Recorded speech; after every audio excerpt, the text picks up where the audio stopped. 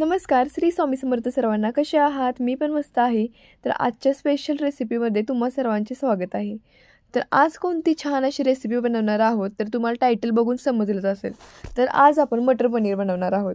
कधी कधी काय होतं माहिती आहे का, खूप अशी पाहुणी असतात की अचानक येतात आणि म्हणतात की नॉनव्हेज वगैरे आम्ही खात नाही. मग असं नॉनव्हेज न खाणाऱ्या माणसांसाठी सगळ्यात बेस्ट ऑप्शनमध्ये आपल्याकडे पनीर असतो. आणि पनीर बनवायचं म्हटलं की पनीरच्या भरपूर साऱ्या पद्धती आहेत. पण झटपट आणि पाहुण्यांना आवडेल असं पनीर कसं बनवायचं तर बघूया ह्या व्हिडिओमध्ये. त्यासाठी हा व्हिडिओ शेवटपर्यंत नक्की पहा. तर इथे पनीर आणायचं आहे. तुम्हाला जेवढं आवश्यक आहे तेवढं तुम्ही आणू शकता. किती पाहुणे येणार त्याच्यावर डिपेंड आहे. तर मी इथे 2-3 जणांसाठी बनवत आहे. त्यासाठी पनीर तुम्ही इथे अर्धा पावशेर घेतला आहे. पनीरचे छान असे काप करायचे. जास्त बारीक बारीक करून फ्राय केले तरी पण चालतील. पण मी इथे साधारण मोठे घेतले कारण कट करायला म्हणजे सोपे पडतात. आणि दुसरी गोष्ट म्हणजे तव्याला सगळीकडे चिकटत नाही आपल्या. त्यासाठी अशा पद्धतीने पहिल्यांदा फ्राय करायचं आणि मग कट करून घेणार आहे मी. तर तुम्ही बघू शकता पॅनमध्ये थोडंसं तेल टाकले आणि त्याच्यामध्ये पनीरचे पीसेस सोडले आहेत. आता पनीरचे जे पीसेस आहेत दोन्ही साईडून चांगले आपल्याला छान असे फ्राय करून घ्यायचे आहेत.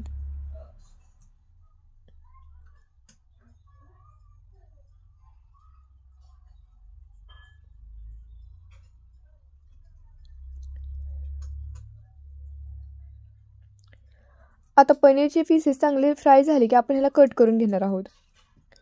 नंतर आपण जो पॅन घेतला होता त्याच्यामध्ये बारीक चिरलेला कांदा घ्यायचा आहे ग्रेव्हीसाठी आणि बारीक चिरलेले टोमॅटो घ्यायचा आहे. बारीक चिरलेलं म्हणजे ह्या पद्धतीने तुम्ही मोठं चिरलं तरी चालेल कारण आपल्याला ह्याचा मसाला बनवायचा आहे, पेस्ट बनवण्यासाठी यूज होणार आहे त्यासाठी.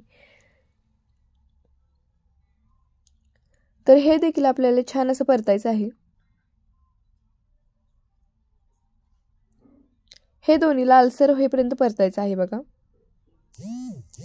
नंतर ह्याच्यामध्ये लसूणचे तुकडे टाकायचे, लसूण टाकायचं आहे आणि त्याचबरोबर आल्याचे तुकडेही तुम्ही ह्याच्यामध्ये टाकू शकता.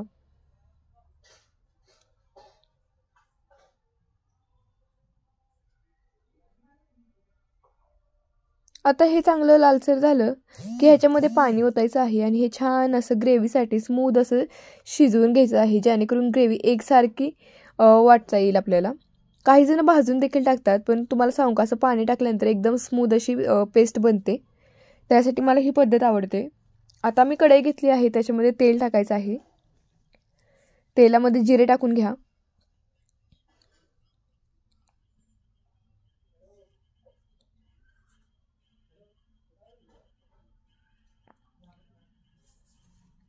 बाकी तुम्ही जर माझ्या चॅनलवरील हा व्हिडिओ प्रथमच बघत असाल आणि अजून देखील माझ्या चॅनलला सबस्क्राईब केलं नसेल तर प्लीज सबस्क्राईब करा जेणेकरून माझे नवनवीन व्हिडिओ तुमच्यापर्यंत पोहोचतील. त्याचबरोबर लाईक, शेअर, कमेंट करायला देखील विसरू नका. आता ह्याच्यामध्ये तुम्हाला जे आवडतील ते तुम्ही खडे मसाले टाकू शकता. मी फक्त तमालपत्र टाकणार आहे कारण मला पनीरमध्ये जास्त खडे मसाले आवडत नाहीत. त्यामुळे मी तमालपत्र इथे टाकून घेत आहे. आणि आपण जी पेस्ट बनवलेली ग्रेव्हीची ती टाकून घ्यायची आहे ह्याच्यामध्ये. छान असं तेल सुटेपर्यंत ह्याला परतून घ्यायचं आहे आपल्याला.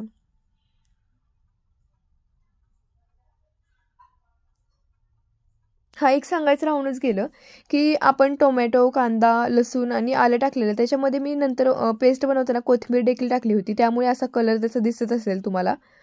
आता एका ग्लासमध्ये थोडंसं दूध घ्यायचं आहे आणि त्याच्यामध्ये रेडी टू मिक्सचा जो पनीर मसाला असतो त्या पनीर मसाला मी इथे टाकला आहे ग्रेव्हीसाठी. तर तुम्ही कोणताही यूज करू शकता, तुम्हाला कोणता आवडत असेल तर.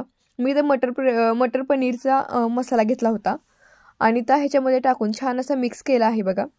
आता आपल्याला जी पेस्ट आहे ती छान अशी परतून घ्यायची आहे. त्याच्यामध्ये तुम्हाला जर कलर पाहिजे असेल थोडासा तर लाल मिरची पावडर टाकू शकता. पण शक्यतो लाल मिरची पावडर स्किप करू नका. लाल मिरची पावडर तुम्ही टाकाच ह्याच्यामध्ये कारण त्याच्यामुळेही थोडासा रंग पण येतो आणि छान चव देखील लागते. त्याचबरोबर इथे मी कसुरी मेथी देखील टाकली आहे. हे टाकल्यानंतर छान असं परतून घ्यायचं आहे.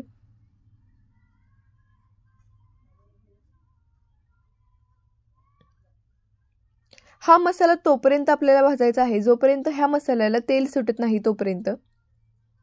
गॅस एकदम स्लो ठेवायचा आणि छान अशी ही पेस्ट आपल्याला परतून घ्यायची. बघू शकता हळूहळू तेल सुटायला लागलेलं आहे.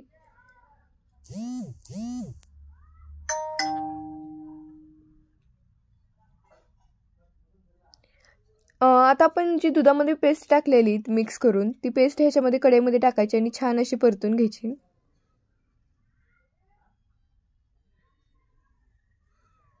नंतर आपले जे वाटाणे आहेत ते ह्याच्यामध्ये टाकायचे. हो माहिती आहे, मी म्हणलेली मटर पनीरची रेसिपी आहे. आता मटर पनीर काय आणि वाटाणा पनीर काय दोन्ही एकच आहे बरं का. आता पनीरचे जे पीसेस आपण केलेले ते देखील याच्यामध्ये टाकायचे आहेत.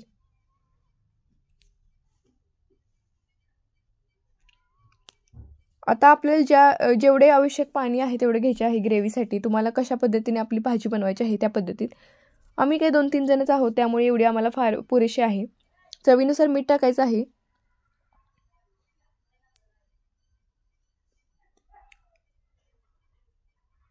आणि छान असं मिक्स करून घ्यायचं आहे. बारीक गॅस करून साधारण ह्या ग्रेव्हीला आपल्याला 15 ते 20 मिनटं अशा पद्धतीने हळूहळू थोडीशी मिक्स करत बघायची आहे.